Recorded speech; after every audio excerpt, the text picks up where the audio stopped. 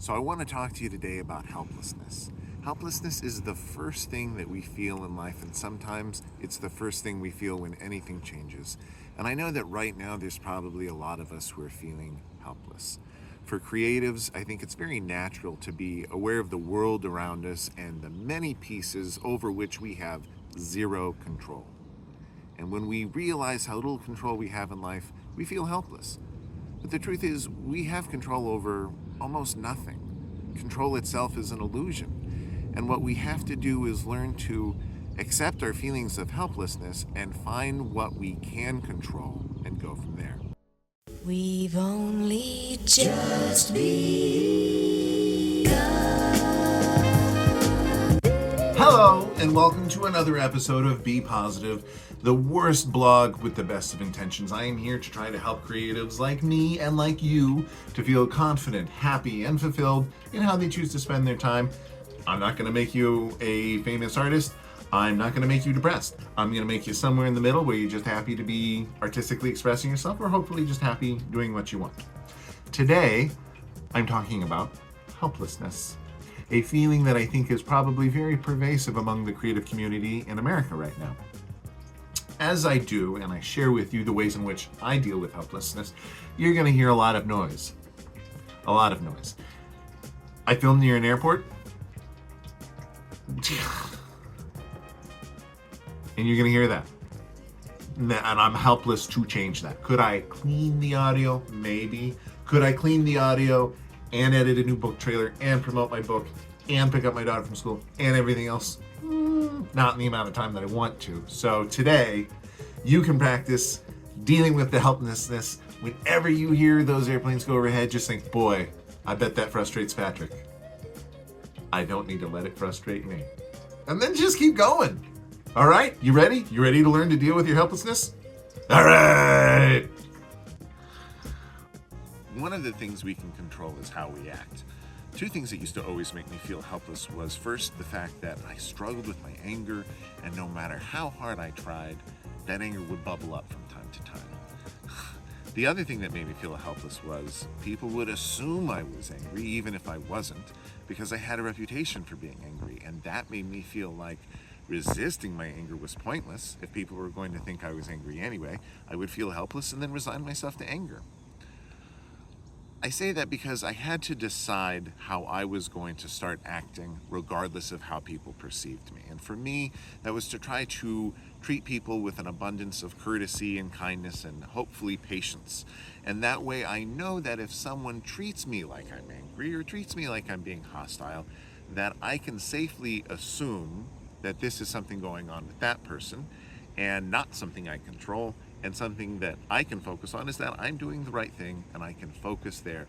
And that's me feeling in control. Feelings, we're very quick to justify ourselves and provide understanding for the things we do. If we can do that for other people, if we can look at other people and say, I bet this is motivating that person, I bet this is motivating what they're doing, I bet this is the reason why they're struggling, it can help us to be more patient with what they're doing. Now, that doesn't mean that what they're doing is right or anything that we have to like, but it can minimize our reactivity to it. And when we minimize our reactivity, we fluctuate less from helplessness to anger to resentment, and we are able to feel more centered, which keeps us from feeling helplessness and out of control. One of the things you can do to feel less helpless is to practice gratitude. It is okay if you don't feel like you have anything to be grateful for. You just need to practice being grateful.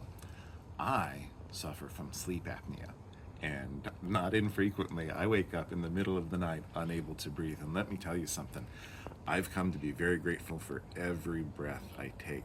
So if you were having a hard time starting a list of things that you're grateful for, begin with breathing in and breathing out. It is such a genuine reflection of what presence is to be able to focus on breathing in and breathing out, because that is actually what keeps us alive from moment to moment. Another thing that you can be grateful for is the people in your life. Take time to not just think about the people who you are grateful to have, but to communicate to them how grateful you are. Communicate to the people in your life how grateful you are, to have them say, I'm thankful that I get to talk to you. I'm thankful that I get to know you. And you know, the thing is, not only will that remind you of all the things that you have or help you to feel more thankful, it's going to make that other person feel more appreciated too. And that joy that you give them is going to make you feel powerful, right? Because you are positively affecting other people and you are positively reframing your mind, and that is going to help you feel less helpless. Practice listing things you're grateful for every day. Do 5 things. If you are creative, particularly if you have ADHD or autism, rumination is very common. Rumination is when we focus on the things that we don't control, and usually it produces a lot of anxiety in us. And yet that's kind of what we choose to do with our brains whenever we're not being engaged, whether we're being artistic or talking to somebody or doing whatever, we resort to this rumination, which makes us stressed out. And so by practicing listing things that we're grateful for, we are retraining our minds not to focus on the things that we are unable to control, but the things that we are thankful for. And by doing that, we're reshaping those pathways towards positivity and towards the perception of advantage and prosperity. One of the other things you can do to fight helplessness is be creative. When I was writing my book, Please Let Me Save You, it was about how 2020 really made me feel helpless. And I wanted to communicate that because I felt so isolated. I wanted to put other people in my shoes and really help them to feel what I was feeling so I didn't feel so alone. The flip side to using our creativity to feel powerful when we feel helpless is we can indulge it for too long. And you want to be careful that when you're using your creativity therapeutically, you are also moving yourself in a positive direction. So you're not just indulging in your darkness or your fear or your anxiety or your paranoia, but that you are confronting those things, but also providing a narrative for yourself and for others as to how you will overcome those things. Thank you so much for watching this video. If you want to help support me the way I help support creatives, find me on Patreon. It's an easy way to help a creative get by and do what they love. Thank you so much. We seem to be able to do everything but get along. There's even a bit of humor in it when you think of such people as actors.